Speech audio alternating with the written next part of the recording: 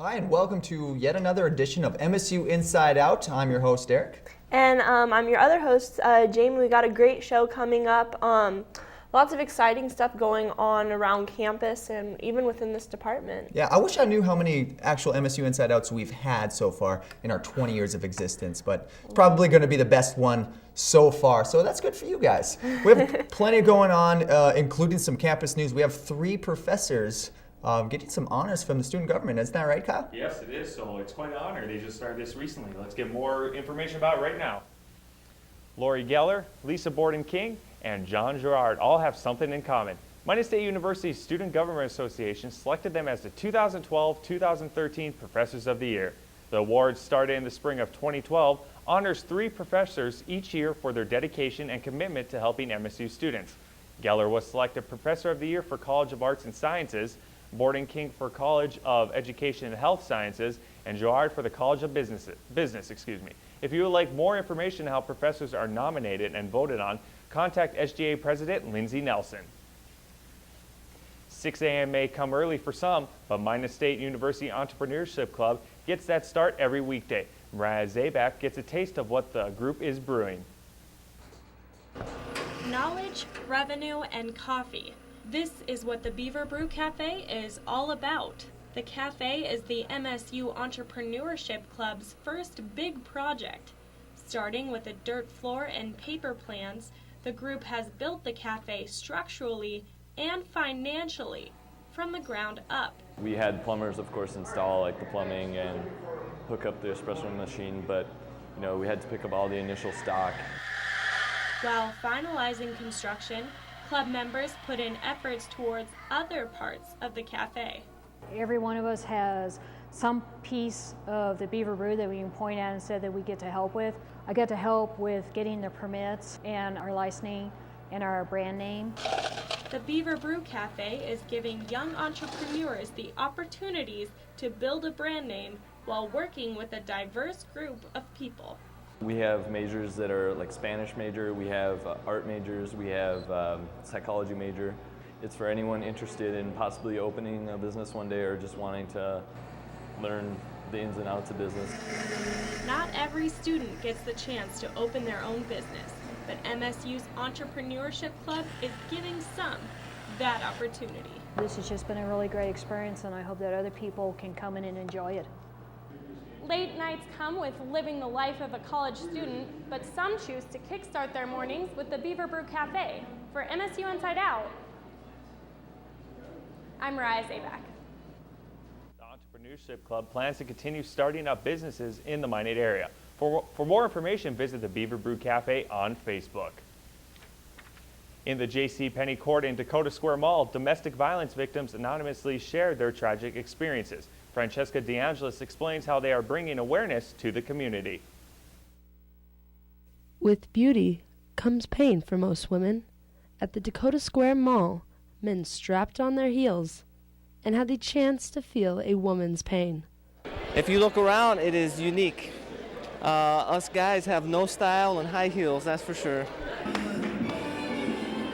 While one participant gives compliments to women for wearing heels, another participant helped save a woman's life. And he punched her and broke her jaw and started kicking her when she was down. I automatically left the fight and got on him, literally threw him out of the trailer. And he pulled the guy out the other way and threw him out too. Police officer Tim Gates strapped on some heels for the walk.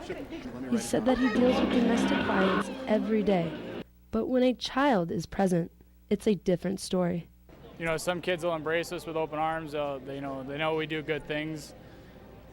But then other kids look at us in a negative way that all we do is either arrest their parents or arrest somebody that they know and take them to jail and take them out of their lives.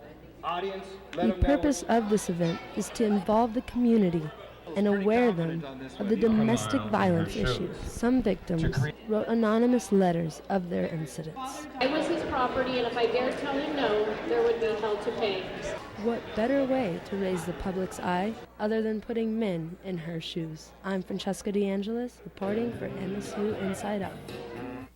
This was the 5th annual Walk a Mile event in Minot, which is continuing to grow every year. If you'd like more information, visit the Domestic Violence Crisis Center website at www.minot.com/dbcc. So Derek, how good are you walking in heels? Have you seen my calves? No, not really. Well, you should. They're fabulous. Awesome. All right. Thanks a lot, Kyle. No problem. All right, joining me now is Jana McKickney. Did I say that right? Mm-hmm. I got it. I've been having trouble with that one all day. All right, Jana is the Director of Alumni Relations here at Minot State University and actually an alumni of the broadcast department. I am, yes. Well, thanks for joining me, Jana. We're going to talk about the Alumni Gala coming up next Friday on April 26th. This is the 30th year. This is a huge event. This is kind of like your Super Bowl, right? This is our big event for the year. This is where we raise our money that we put towards all of the student scholarships that we do, and it also funds our programs throughout the year. Is there anything new happening this year? Anything different from previous years? I mean, you've had 30 of them. We have had 30 of them, and each year it seems to get a little bit better. This year we have about 150 silent auction items and a little over 25 live auction items. So very big for us this year. Our seating is almost full. We are probably going to be full by the end of the week, so if you haven't got your tickets yet, get your tickets. And it's big. We've got lots of interesting, good things. Well, if it's almost full, we might as well tell them now. Where can you get the tickets? Sure. You can call our office at 858-3373 is my direct line, or 858-3234 is the alumni office. Okay. And what kind of items can we expect in the auctions? Sure. The live auction has a variety of things from a tuition certificate to Minot State, orthodontic certificates to both Summers Orthodontics and Vibetta Orthodontics. We've got pottery. We've got Arlene Sogstead has donated a hat that she will model the night of, so that's something to look forward to.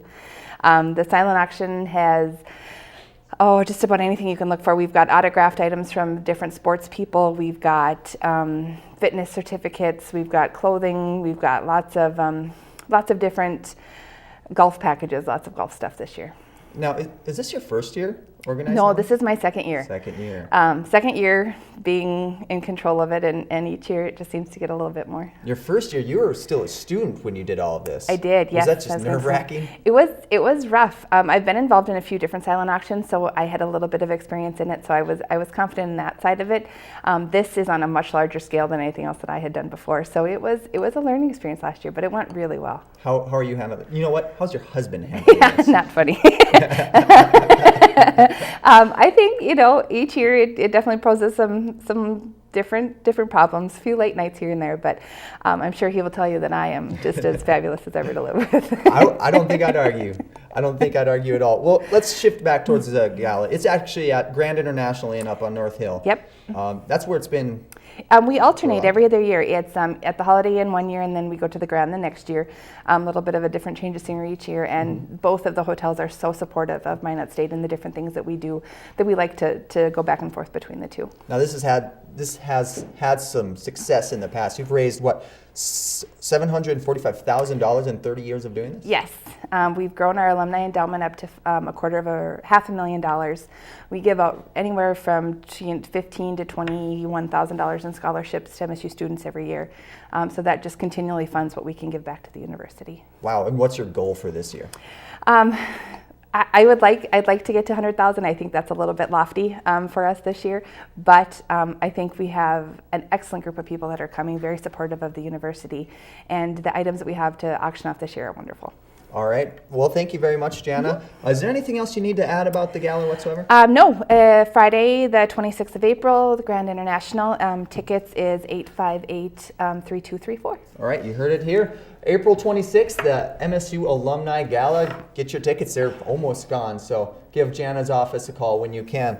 Coming up a little bit later on MSU Inside Out, we're going to hear from a pair of KMSU managers about some open positions in the department. And then Jamie will have a chat with the captain of the defending NSIC Women's Soccer Champions. Shane will fill us up with everything else happening in spring sports, and then Juan will give us the lowdown on our springtime lows.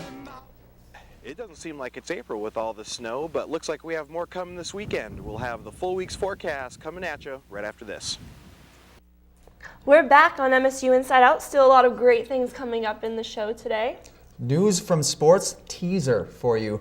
Cowan O'Keefe NSIC golf champion. Sorry, Shane, I ruined that for you. He'll have more on that a little bit later. Shane might be a little mad, but not talking about sports, kind of going back into the broadcasting department specifically. A lot of great things coming up within this department besides us, obviously. But Mariah's going to tell us a little bit more about that. Mariah? Thanks, guys. I'm here with Lauren Safransky, a KMSU manager here and also a senior about to graduate. Thanks for being with us, Lauren. Thanks for having me. So tell me a little bit about your position as a KMSU manager. What do you do? What is your job and title? My job title is promotions manager. So we find activities around campus for students to get more experience in promoting and in the PR field. Okay, so what kind of events do you guys plan? I know you guys have a Battle of the Bands coming up. What is that about? Yes, May 2nd, we were planning on having Battle of the Bands. We're still looking for bands, so if you know any bands that are interested, they have to be a MSU student here on campus. But we have a couple bands lined up. We plan on having them play during the day. Hopefully the weather's nice, so in the quad, and then we're going to have a contest in the evening, hopefully in the Beaver Dam or on 3rd floor in the Student Center. Well, that sounds like a lot of fun. I hear that you guys are trying to get sponsors for that still. What's that all about? We want to get sponsors because we would like to give, a really nice reward for the winner of Battle of the Bands. So we're still kind of trying to iron out all the final details of everything. So, what other kind of events can we expect to see this year or next year in the future? We really haven't talked too much. Again, we're trying to iron out everything for May 2nd, but we are trying to come up with new and creative ways to help promote the KMSU Channel 19 during the football season and different promotional stuff. So we have some cool things that we're thinking of. So, well, that sounds like a lot of fun. You also are looking for a new KMSU manager. What kind of jobs are open? I know that you can apply for music managers, obviously the promotion and sales, personnel director, and now we're trying to do a new multimedia director. So, what has being a KMSU manager taught you? Just getting more experience in the broadcasting program. I mean, I've been here for 4 years now, but definitely have got more experience becoming a manager and learning new things every day. So what kind of things do you have to do to be able to become a KMSU manager here in the broadcasting department? Well, obviously first you have to apply. I think having a knowledge of the broadcasting department also helps, and just be willing to dedicate your time and really be interested in being a manager.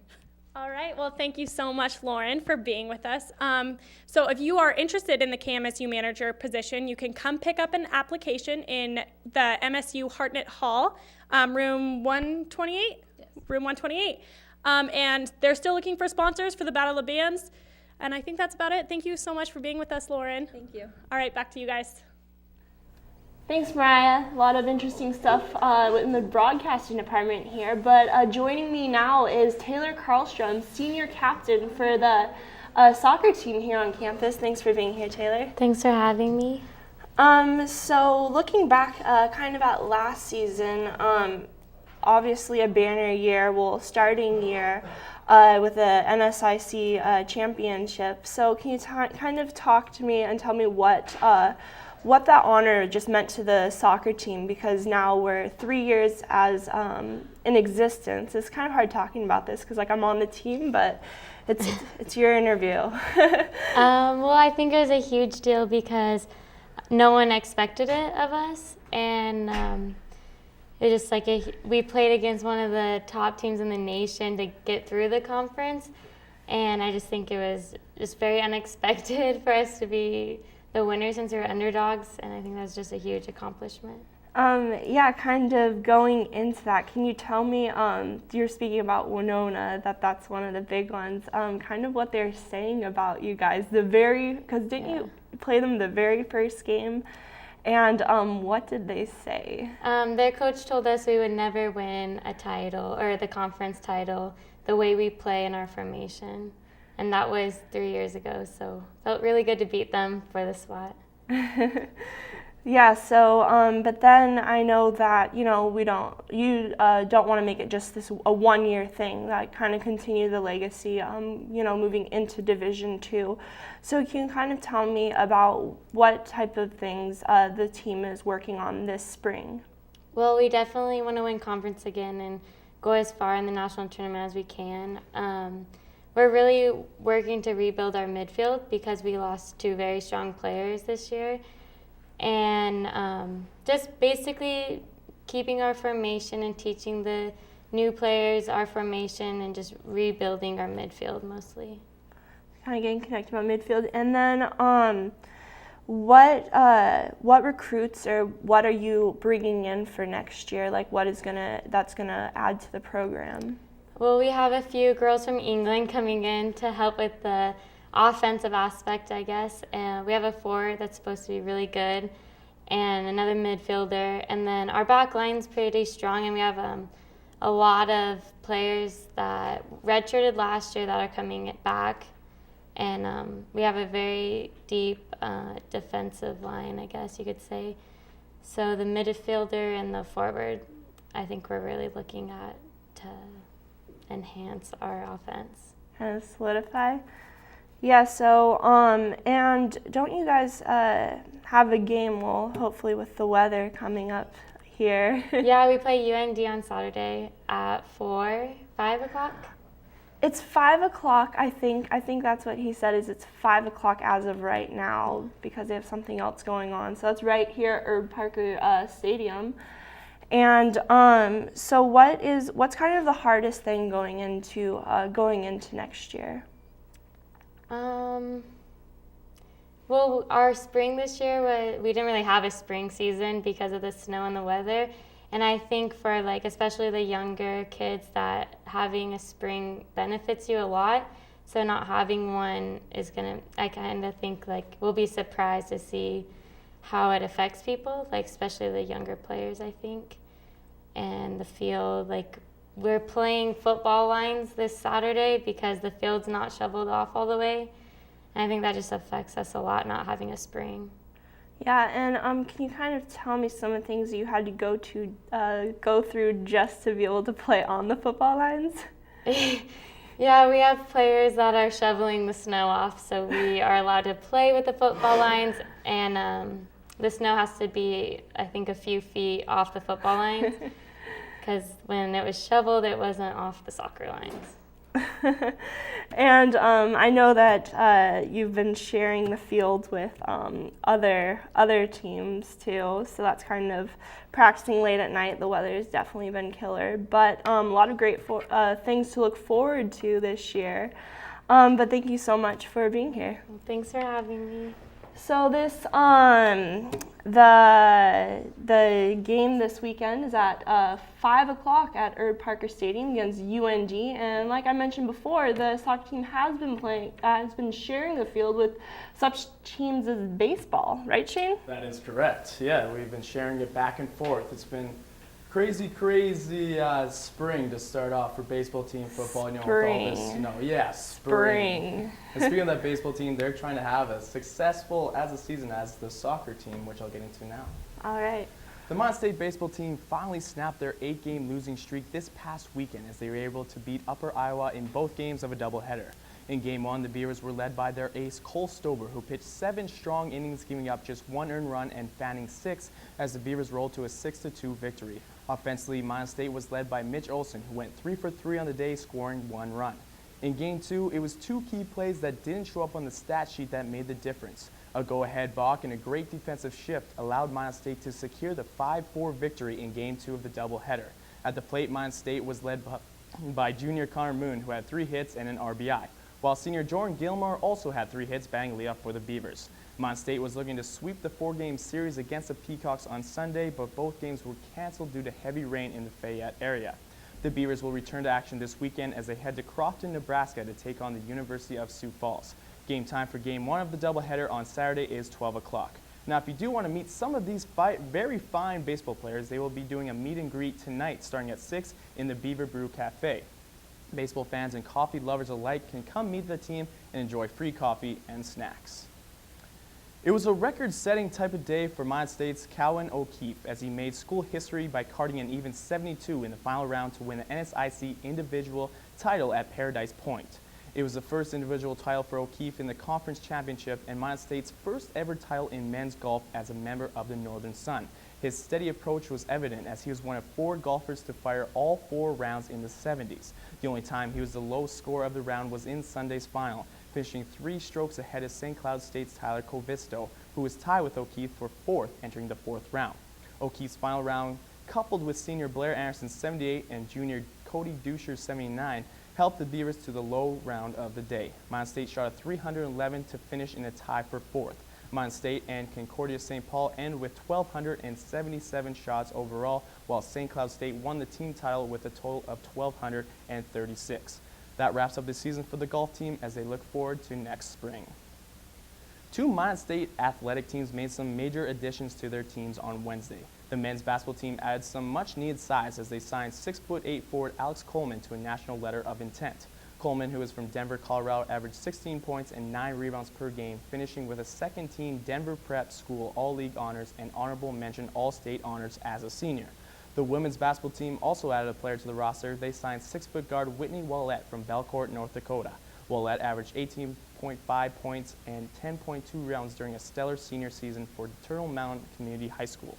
She earned first-team All-WDA honors and was a member of the North Dakota Class A All-State team as a second-team member. She was also a member of Turtle Mountain National Honor Society. Both teams continue with off-season workouts getting ready for next semester. It didn't take long for Minot State football alum Johnny Lester to make his mark in professional football. The former standout wide receiver and kick return specialist caught a 4-yard touchdown from his cousin Cecil Lester in the second quarter of the Albany Panthers' 51-38 loss to the Alabama Hammers. This was Lester's Southern Indoor Football League debut. Lester caught a team-high 10 passes for 69 yards and the 1 score. It came after a couple of weeks of inactivity due to a nagging injury after the team signed him. Lester will have to endure another break in action, however, as the 3-2 Panthers have 2 bye weeks before taking on Richmond in May 4th. The team is back at home after nearly 2 months away from the Albany Civic Center, May 11th. So it's good news to see Johnny Lester back at it. He was one heck of a good athlete here at Minot State. Yeah, and apparently runs in the family. His brother's the quarterback? Yeah. His cousin, I believe. His cousin. Oh, his cousin. Sorry, Yeah. this shows how much I listen to you.